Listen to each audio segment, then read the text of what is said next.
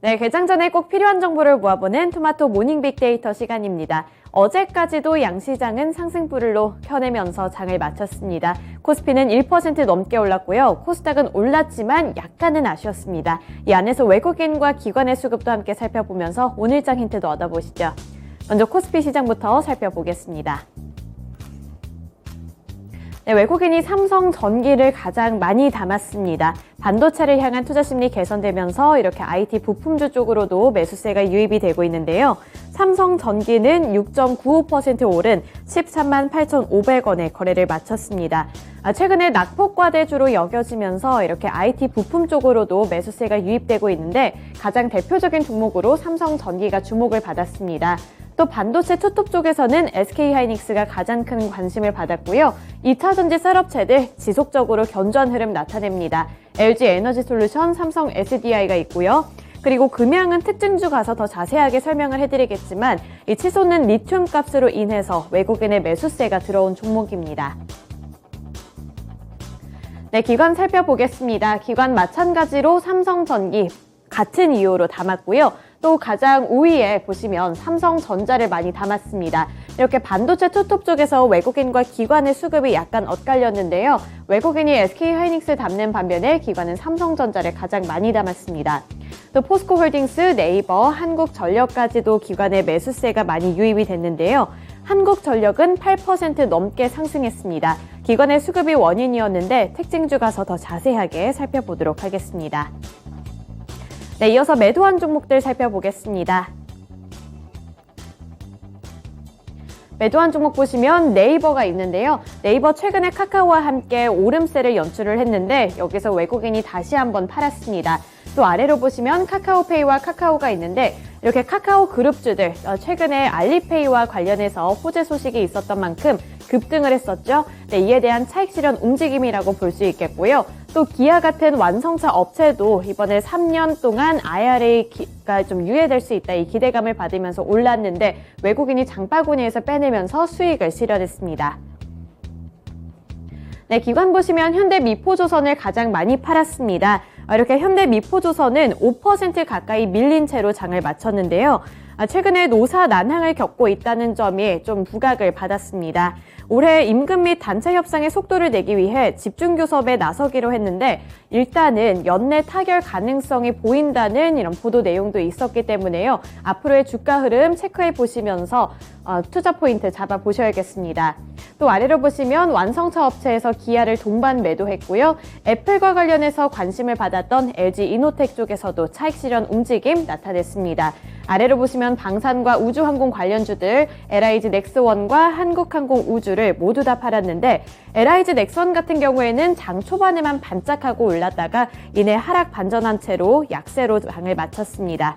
네, 그리고 LG이노텍도 변동성 강한 흐름 나타냈는데 회장 직전에 하락 전환하면서 기관의 매도 물량도 함께 포착이 됐습니다. 특징주로 넘어가 보겠습니다. 네, 첫 번째 특징주는 금양인데요. 금양이 이번에 전기차 수요 증가 및 리튬 가격 상승의 강세 흐름을 나타냈습니다.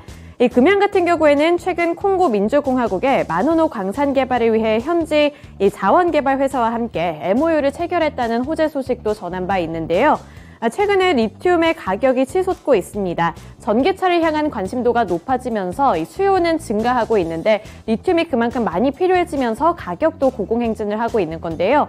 이에 따라 리튬 관련 종목으로 분류되고 있는 금양 쪽으로도 투자자들의 관심도가 높아졌고요. 주가 역시 강세 흐름을 띄었습니다. 두 번째 특징주 살펴보겠습니다. 한국전력인데요. 이 YTN 민영화 소식에 함께 탄력을 받은 종목입니다. 이 한국전력의 주가는 전날보다 8.77% 올랐습니다. 18,600원에 장을 마쳤는데 이렇게 한국전력의 주가가 하루 만에 8% 넘게 뛰어오른 것은 약 반년 만이라고 하는데요. 기관 투자자는 특히 7일부터 이날까지 3거래일 연속으로 한국전력을 담았습니다. 미국 뉴욕 증시의 회복세로 전반적인 투자 심리가 개선된 상황도 있었지만 YTN의 민영화 소식이 가장 큰 호재였는데요. 이 기획재정부 공공기관 운영위원회는 이번 주 한전 KDN과 마사회가 보유한 이 YTN 지분 매각을 포함한 공공기관 자산 매각 계획을 발표한 것으로 알려졌습니다. 이 한전 KDN은 YTN의 최대 주주로 지분을 21.43%가량 보유하고 있기 때문에 관련 종목으로 분류가 되고 있고요. YTN의 종가 기준 지분 가치는 701억 원에 이릅니다. 이 한국전력은 한전 KDN 지분 100%를 보유하고 있기 때문에 이 YTN 지분 매각 시 재무구조 개선 효과 등을 볼 것으로 기대받으면서 어제 시장에서는 한국전력 쪽으로도 투자 심리가 개선되는 모습 연출됐습니다. 코스닥 시장 살펴보겠습니다. 네, 코스닥 시장에서 외국인 살펴보시면 LNF를 가장 많이 담았습니다. 2차전지 내에서도 이렇게 선별적으로 주목을 받고 있고요. 아래로 성일하이텍, 외국인의 매수세 들어온 가운데 시젠 쪽으로도 오랜만에 매수세가 포착이 됐습니다. 이 대규모 배당 소식에 투자자들이 유입된 건데요. 전날 올해 결산 배당으로 시젠은 주당 200원의 현금 배당을 결정했다고 공시했습니다. 이 배당금 총액은 100억 8,579만 원으로 배당금 지급 예정일은 오는 28일이라고 하니까요. 배당 관련해서도 관심 두시면 좋겠습니다. 또 엔터주 관련해서 JYP 엔터테인먼트가 관심받은 가운데 반도체와 콘텐츠 관련한 WI 쪽으로도 외국인의 매수세가 나타났습니다.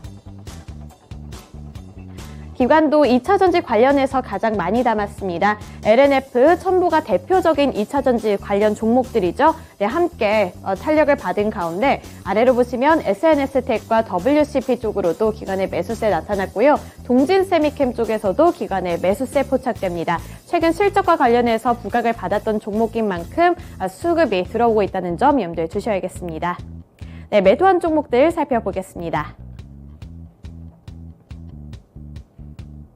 외국인이 스튜디오 드래곤을 가장 많이 팔았는데요. 이번에 실적은 나쁘지 않았는데 증권가의 평가는 좀 뜨뜻미지근합니다. 이 부분 조금 이따가 더 자세하게 좀 설명을 해드리겠고요. 아래로 보시면 에코프로비엠 팔았습니다. 또 게임 관련해서 펄어비스가 있는데 신작 출시와 관련해서 기대감을 받았는데 이 부분에 있어서도 약간의 실망감을 줬습니다.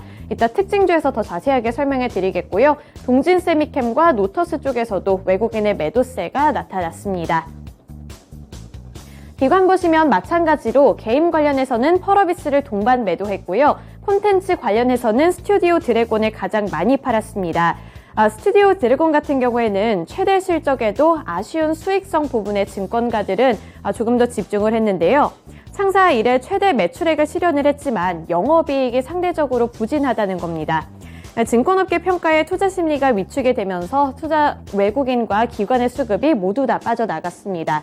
셀트리온 헬스케어 최근에 급등한 것에 대해서 조정받았고요. 성일하이텍도 함께 좀 관심을 받았는데 기관 쪽에서는 수익 실현을 했습니다. 마지막으로 엔캠 쪽에서도 2차전지 관련해서 관심 줬던 만큼 다시 한번 빼내는 모습입니다. 코스닥 시장에서의 특징주 살펴보겠습니다.